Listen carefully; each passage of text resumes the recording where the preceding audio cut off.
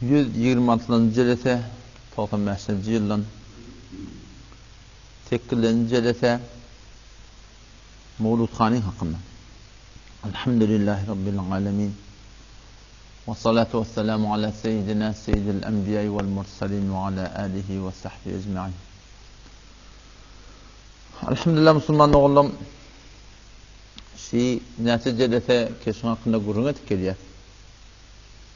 Şümetle bir de sabit boldy ki haýty bir amal şeriata göre bolmasa şeriatyň öz birindädi. Ya haýty bir jelete şeriatyň öz ejady berendädi.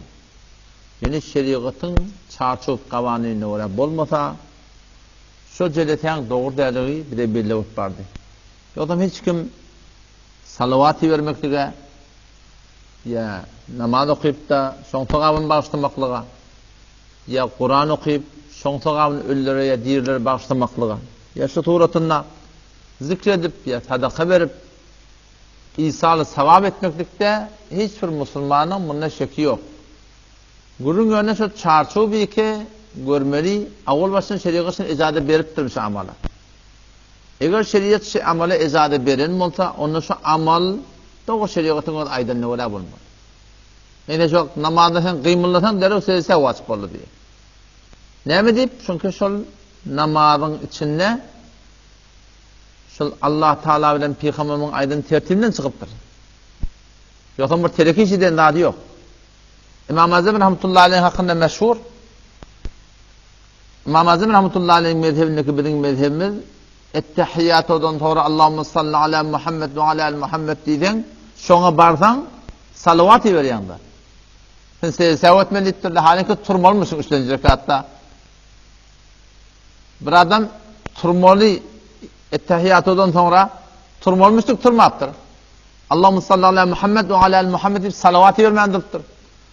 Onu şu ala Muhammed'e barsa otam şuna secde wasyp bolýar jerime ahyrda ettehiyyatını okyp bir tarafına salam berip ýa-da iki taraf secde edip ýa-da ettehiyyatını okyp etmek. İmam Azam rahmetullahi aleyh fetwa berenden sonra Peýgamber Huda aleyhisselam diýişini gördi. Adam Peýgamber Huda aleyhisselam ondan sorapdyr diýe. Sen näme diýip maňa salawat berýäne jerime bolýar. Ne? Maňa salawat berdir bir ettehiyyatdan sonra. Sen näme diýip maňa salawat berýäne sen wazyp boldy sen jerime bolýarsyň. İmam Azam rahmetullahi aleyh aýdypdyr, ýa Rasulullah sen sünnetine täsir edipdir. On Peýgamber bu ýyljardy diýer şonu. Sen sünnetine täsir edipdir. Sada şah salawat bermek ýok. Baý sünnet tawak kalmaly. Şu mesele wede musulman dogan haýty bir amaly ki şeriat İslamda şoňa ejada berilipdirmi? Ha ejada ba. Ejada bolsa beşe dogry aýdylan suratynda şunu etmeklikde şoňa ibadat diýip bolýar, sowap diýip bolýar. Ýa-da men tez gymylasaň wazyp başlat namazda. Şu bir wazybyň birini terk etken. Ya haýty bir wazyp tekrar etsen öwrläp. Sen namazy ýamaşadan okuyman diye bilip oku. Näme diýip? Çünki şeriatyň aýdandan çykypdyr. Rasulullah sallallahu aleyhi ve sellem'in sünnet tertibinden çykandan. Indi bäzen bolýar ki jelese kullan asl şeriatyň buýrugy da. Asl şeriatyň aýtmapdyr. Diýmepdir. Indi ýamaşagan hakda bu kullan mesele hariz İslam bi. Kur'an'ın sünnette sen şunu etmeliyen gurun yok.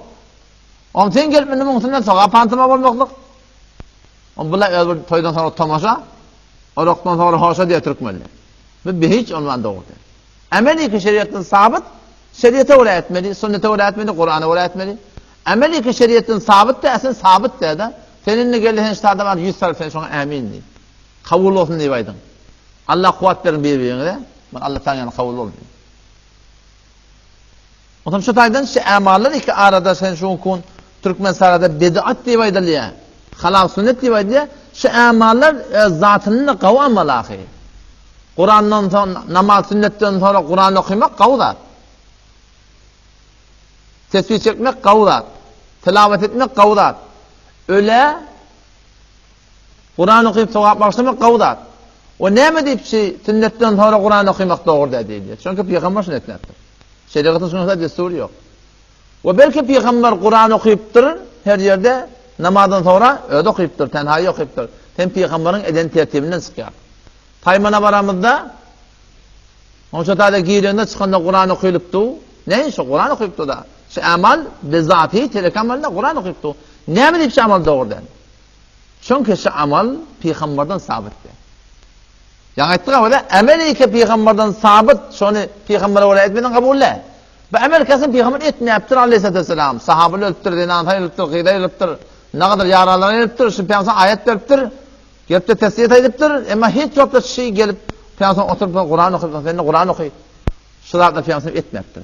Peygamber etmediği bana sana etmesindiği delil. Men amile amelen her kim bir işi etse sevap deyip, ibadet deyip, şeriatta başı deyip, leyse aleyhi emruna, bizim desturumuzda yok şey. Fehuve reddun, merdut tahside Peygamber aleyhisselam. O zaman şu daydan şey Mevludhane'nin de kurunsu da keşi celetani Peygamber aleyhisselam 20 yıl peygamberçilik edip hiç yokta tutmaptır. Tabi'in tutmaptırlar. Tabi'in tutmaptırlar. Arka ta Salih Hafsedisi 703. ile çellim hiç şahsi benam ehli sünnet şunu tutmaptır. Ne şu kun gelip o İr'dan yalandan hadis becerip Muna Ebu Bekir Sıddık'dan beydiydi, Ömer beydiyiptir, Osman beydiyiptir. Muna ve şey dini, labası, şer'i muna giydirip, muna mustahap deyip, eneden doğma olayan diye Huda veren peygamber deyip, şu kadar sogap var deyip, iyiden taamları bereket iniyor deyip, şu Müslüman doğan, şu şeriatta behiç unvan, bunyadı doğurdu yaşamızdan. Ha ulamalar bazen icazet veriptirler ki, hop, burada deyip peşkettir zamada, ne kadar bir kul inkar ettirler, peygamber etmeyiptirler, etmelilerden. Bu ne kadar deyiptirler, hop, peygamber bolongun nipir hoş ol, bir cerhe tutacak koy, tutasın deyiptirler. Ne vazip, ne farb, ne sünnet, ne hissan, bir tutar deyiptirler. Emma şu tutar diyen adamlar da ki fetva veriptirler, şolu da, eğer şu zamanın, şu Murevvece Mevludhane'ni görseler, şu halat haye, gayri İslami, Kur'an'a, sünnete, şeriate, etikadi taydan, emeli taydan ters. Şöyle de hergisin Müslüman doğan fetva vermeyerler. Hemçinin ki Allah milletine ve rahmetullahi aleyh Mecmu'tul Fetavatında Haşiye Hulası'l Fetava. Hücrelerinde bak ederiz. Hulası'l Fetava'nın haşiyetinde Allah milletine ve rahmetullahi aleyhin Mecmu'tul Fetavatını son kaptan yer koyuptur. Son cildi çağır. 4. cildinde 335. sefesinde Allah milletine ve rahmetullahi aleyh ki şol Hanefi mezhepte orada kabul alım şu bir gün cennete şöyle bir tutar şol gün deyiptir da. Şolun bir tutar deyiptir. Bahami halke şoňa ejazet beripdi.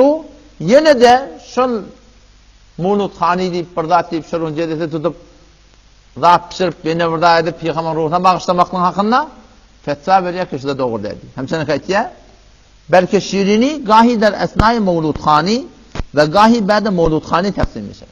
Şirini paylayanlar, koyaka paylayanlar. Vadan çektirmeye var oğlum. Vadan ekber cüzya dönüldür.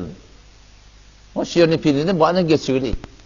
Mevludhane'nin önce ya sonra belki benim Fatih-i Hindi'yi murabbece. Şu Hindistan'ı tabulanda. Şuna diye eğer ehli ilim Arap ulamalardan şundan haber oldu ki Müslümanlar peygamberin bolğunu şey dikip yerle pes becöz men hukmu cevazına midar. Şu aslen belkul doğru dedi baydır diye. Şera o ne doğru de? O telekiş etti oğlum. O sadaka verdi oğlum hemen. Tam şirktirler. Garimin karnına örüyorlar.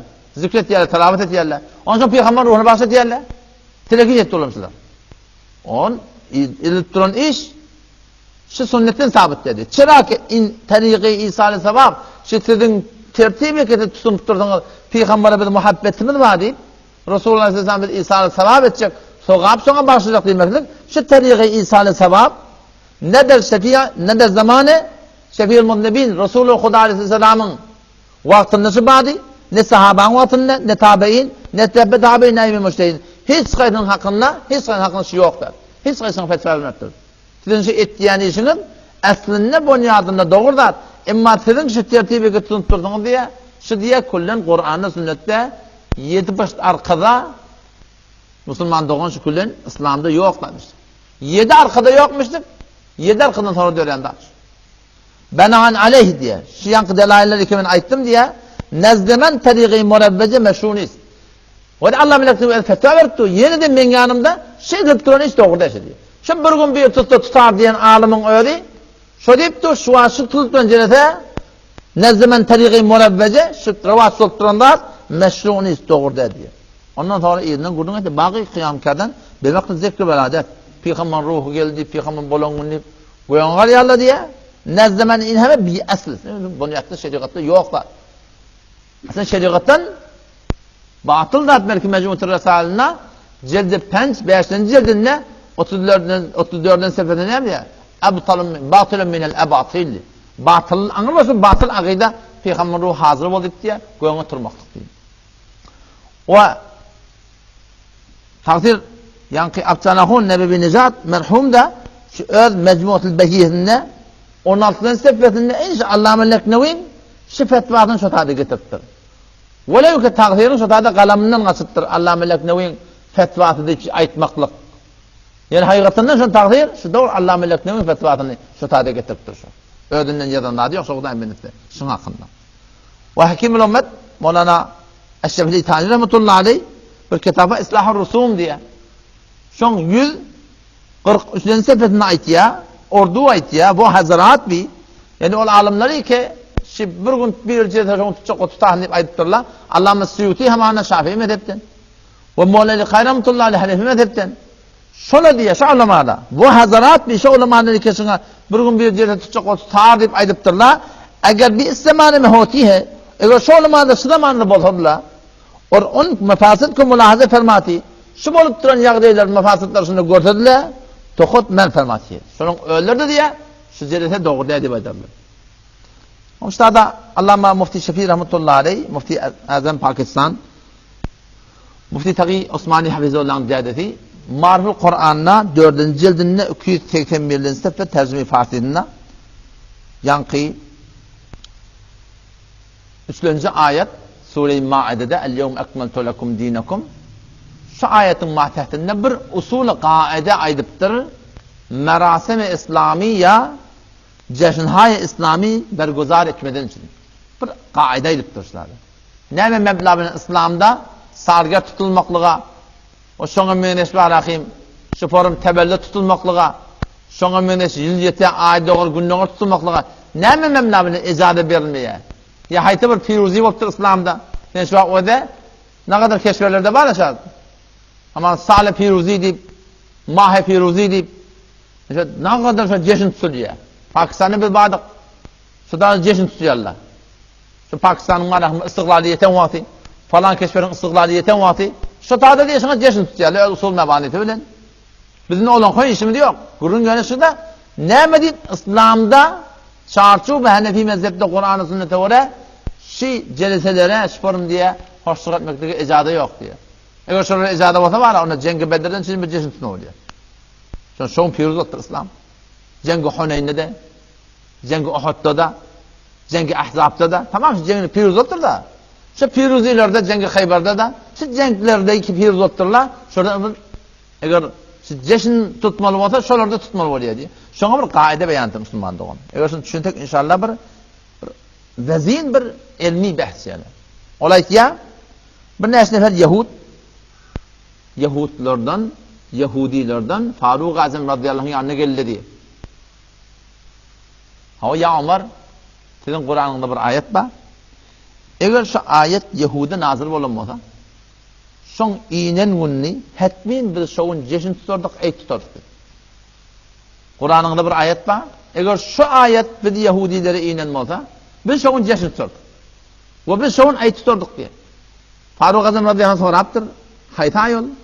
Onun için ayet, 3. ayet ortasında geliyor. El-yevm ekmeltu lekum dinakum. Allah Teala şun men sizin dininizi kamil ettim. Ve etmemtu aleykum ni'meti. Nimetimde de kamil ettim. Ve raditu lekumul İslam dine. Din İslam bonvanı dini makbul min yanında size ilan ettim. 3 tane nimet. Faruk Azam radıyallahu anh ayette diye biz biliyaz bu aya haytı bir günne nerede nazil oldu? Haytı bir günne nazil oldu. Ona Arafa günne nazil oldu diye. Arafa di ve şovunna zımavunna diye. Yani şuna işaret ediyor ki şu zımman öyle de eyde hafta değil ya da. Zımmada ve Arafa'da da 2 tane ayet buluttur. Yani 2 ayet diyelim 3 milyon güne değil diye. Ayet bir mana ne? Şu ruzi cemşularını diye bir manada. O zaman deyit diye Allah Teala'nın öyle bir de şovunu öyle şov ertede ayet böyle ya da şovunu ertede ayet böyle ya. Allah Teala karşısında bir de deyit diye. Yani bir sureti İslami ceşin tutmaklığa ve hoşluk etmekliğe icazı verdi deyit. Mufti Şafii rahmetullahi aleyh şu ayetin matehinde diye ştada diye ümmet İslam'ın bir nişani imtiyazı var baştaki değillerden diye. Ne yaparım? O da şu diye ki dini İslam bir belli günlerde, tarihi günlerde ya tevellüt günlerde ya falan şahsiyetin ölüm günü ya falan keşferin azat bolun günü ki adamların ardından sonra fiili hürmet edip barakim şonu ulutmaklıkta o şon marakim fiili hürmet etmeklikte diye İslam gelli bir sürü amalları keşi şol adamlardan şu şahsiyetlerden Hudaperestliğin mebnasına Allah yakınlamadan süreyim şu şahsiyetlerin eden işini adamların arasında bu unvanı sünneti yadigar koydu. Neyin ki şol adamların öz tebellüdünü ya şol adamların piruz olan gününü ya şol adamların marakim haydi bir at çıkıp avre çıkaran gününü diye. Belki şolun amallarını arada koydu diye. Mesela olur ya adamstada. Mesela Hazreti İbrahim Aleyhisselam'ı Allah Tebarek ve Teala Halilullah deyiptir. Bu ayet-i Kur'an bilen Allah Tebarek ve Teala şondan imtihan bir Allah diye. O şu imtihanlarında hemmedin ne? Allah Teala şu piruz oluşu diye. Peki o da işte bir adamın bir şahsiyeti. Hazreti İbrahim Aleyhisselam şahsiyeti cihani. O şu şahsiyeti cihani imtihan alıptırsından. O şu piruz oluptırsından hakkında. 124. ayet Sure-i Bakara'da geliyor. وَاِذِ بِتَلَى إِبْرَاهِيمَ رَبُّهُ بِكَلِمَاتٍ فَأَتَمَّهُنْ وَاِذِ بِتَلَى ol vakiyatla ki imtihan etti İbrahim Aleyhisselam'ı Rabbuhu İbrahim Aleyhisselam Hudayı bi kelimatin nasiden hüküm bilen fe'atemmehun İbrahim Aleyhisselam kamil etti. Kamil hem imtihanlardan azım oğullardan niye? Nimet diye. Şu diye yudak sıktı diye. İşte İbrahim Aleyhisselam Halilullah hitap olan günleri. O şunun İbrahim Aleyhisselam şahsiyeti cihani şun ne bolan günni ne şun ölen günni hiç vakitte İslam gelip var rahim şun boğul merufat ceşin tutmalı demedi. Ya İsmail Aleyhisselam bolan günni ya damak salınan günni salınacak bolan günni ya ölen günni hiç vakitte var rahim ümmet İslam gelip şuna var rahim ceşin tutmalı demedi. Bir ne etti? Ol bir amalları kişi şahsiyeti cihani ve şahsiyeti Hudayı öz zindegilerine fedakari edip bir emyal ve hahişat-ı nefsaniyetin kenara koyup insaniyetin insanlığını korkacak olup Hudaperestliğinde bir has amalları ediptirler. Şol amallar şolardan yadigar kalıp yılı 10 kay şolun yadına ve şolun siretine ne mememle bilen ki biz Allah Teala şolun razı oluyor diye şolun amallarına paybet olmaktadır diye ne diye İslam gelip şuna buyurdu diye. Hemçinin nikavada hemçinin nikavada şu at ne kadar da atlaba şol insan hay şahsiyet cihaniden ya peygamberimizden kalandan da farz değil ya vacip değil ya sünnet değil ya mustahap değil ya şolardan gelecek nesillere şol amelleri ki şol ediptirler bu unvanı yadegari kalıptır aramızda. Olan bolan günüye yeni buradadını çeşin tutulmaz. Ama çok kurbanlık salınıyor. İbrahim Aleyhisselam kalanlar. Sünnet ediliyor olancıkları. İbrahim Aleyhisselam'dan kalanlar. Sefa Mervan ağrını seyrediliyor. İbrahim Aleyhisselam'dan kalanlar. Daha surulya üçünü Hazreti İbrahim Halilullah'dan kalanlar. Şunun hemmeti. Şunun hemmeti bir amalları ki şolar öllerinden Allah Teala'nın radiyetçi kol ediptirler. Ve şol amallar ki şolar ediptirler Allah'ın radiyetçi kol edip insanlığın arasında şollardan teessir etmekten cimri Allah Resulü Aleyhisselam'a hüküm ettir. O amallar insanlığın arasında kalıptır. Ne ki şu şahsiyetlerin malakim ödü fakat ölbeten hay ululutun. Belki şoların amallarını insaniyetin ululutun Müslümanlığı. O da sözün kıyıtkaşı bir de ağırrak kurun. Bunun şunun İslam'da, din İslam'da ol ayyam hay ki şolara fazilet verdi. Arada yala. Kadir gece yala. Şebi beraat yala. Döşembe penşembe arada yala. Ya cılma onu yala. Şol ayyamları ki ibadi olsun ya amalları ki şunun ve ibadet bilen şuna teessir ediliptir. Peygamberin sünneti değil. Peygamberin ödünü tücüdegene ceşinde tutulanlar yok Müslüman'da onun. İslam'da kulle nesene aytba, ikiden aytba. Ayt diyenler şey 3 milyon güne değil ya. 3 yıl yaşayın. Buraya lekem arada tokun önüne idiyanına mahay haram başlı ya. Köşatada bizim idiyanı bir aydımız var. Burada kurbanlık kol ya mahay haram tokun var yaka. 2 tane aydımız var. Ondan başka hiçbir aydı yok. Yani işte Faruk Azam radıyallahu anh şıpırım şu aydan kefilini netice aldı ya şuna. O düşündürdü diye ki biz Müslümanlarda falan gün falan neyip ödümüzden burada biz izah verip şolun manahım fiili hürmet etmeýär. Meger buradaki şeriat beripdir, o şeriatynda şo eýne öz büýüşi ýalakdy. Mutasawwirine gynansak da bar. Cahiliyete garny Bistom Seyyid Kutb rahmetullahi aleyh bir kitabı vardır. Cahiliyete garny Bistom diyor. Cahiliyete kabul İslam mı?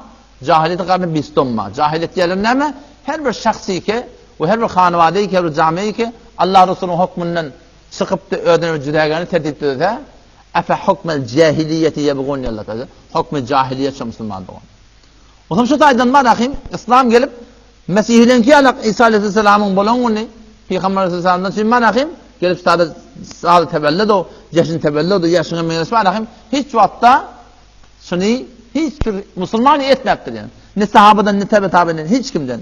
Belki falan şahsiyetin falan onu deyip jeşin tutmakyň öýde näme alamaty diye şol jamaada şol qeşrez insanlardaki bir dine tabiga şolun arna şahsiyetay mumtaze amali kim bolandan diye belli adamlarda ulaldık diye şolady öýlerini şonu osla garar berýärler. Emma ummat İslamda şol insan hay olgu beterken şolan amallaryň bolmany ibadet nämet ýa täsir etdi şolardan mana ittiba edilýär.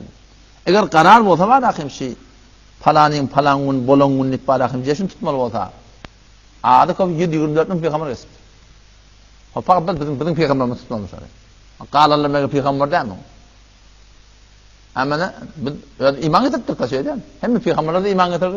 Bir insafi değil mi şey? Fakat bizim peygamberimiz tutmadı. Adı köp 724 bin peygamber etti. Ama sen şunun içinden gelip fakat birini tutmak mı? Ya ondan merde de hitap etsen peygamber Huda Aleyhisselam'ın 20 yılının öde hem de yadigarı işte. Ya atlamalı gülle var, ya atlamalı dağıtlı var, Kur'an'ın inen günü var, Peygamber'in hicret eden günü var, Cengden bolan günü var, Gazze-i Bedir boltur, Uhud boltur, Handak boltur, Hunayn boltur, Fetih Mekke boltur, şuna çelli münglerçe Peygamber'in zendegen yadigarı, Ullah'ın amal dağıtlı var, şolun içinden gelip Peygamber'in bolan günü ullamalı, qalan günü näme? Hiçbir Musulman itakarını hafta Musulman doğan silişi etmektir. Ondan sonra da adı köp 150 bin yani sahaba dünyadan gidipdir diye. Eğer birinin bir sarga tutma olsa, o şolan hemen de tutmalı. Onun evliya Allah'la beraberdi, meşayihla var. Ulema-i Hazretleri İslam'da hemen çektirdiler. Onun için tutmalı diye. Halbuki Müslüman doğan şeyde burada İslam'da bir hiç ondan yani hakikatinde yok zaten. Yine tezin kıyıtkadi, şu ki Faruk Azim radıyallahu anhu, şiyan ayet okumaklık bilen şuna itti diye. El-yevm ekmeltu lekum dinakum. İşte nigmatda. Ekmal din kamil bolugdy. Ve etmemtu aleykum ni'meti, nigmatda kamil bolugdy. Ve raditu lekum al-islam dinan. İslamda Allah'tan makbul dini, insaniyetlerden çyryp, şu işte nigmatyň hakynda ekmal din kamil bolugdy. Hazreti İbn Abbas radıyallahu anhuma hibrul umme şu ayetin matiyetini aydıptır. O diye ki emruz tamamen hudud ve faraiz ahkam-ı adab din hak tekmil şudan. Yani el-yevm ekmeltu lekum dinakum din kamillettir ha. Şondan sonra ahkam inmeptir. Şondan sonra farz ya vacip ya sünnet ya hiç inmeptir. Bazen tergib ve teşvik bolupdur ayetlerin bilen. Ondan sonra hukm inmeptir. Din kamil. Ağasın fardı, vacibi, sünneti, musavi hemme de öz zaynadı. Indi şundan edafa başça burada getirip de barakim. Şunu koştuk bu onvanı ibadetle sebab. Yani bazı zamanı bir zamanı nem dedim buraya din kamille bir kamilra geçecek buraya demek ne olur. O da şu tayda inşallah Teala himmet edeyli, iktidadı gözleyli. Amallar ikibir etiyat be her mebna ki şuna sogab diyecek olayat, ibadet diyecek olayat ayetin Resulullah sallallahu aleyhi ve sellem ediptir mi? Şeriat-ı İslam destur veriyor mi? Eğer destur veremezse şuna aydın tecrübe etmeli. O destur vermeyaptır mı? Ona sen mümkün niyetini doğrulanma Müslüman doğan o hiç vatta bana sogab olacak yani. Allah temizlem tevfik versin. Vesselamu aleyküm ve rahmetullahi ve berekatuhu.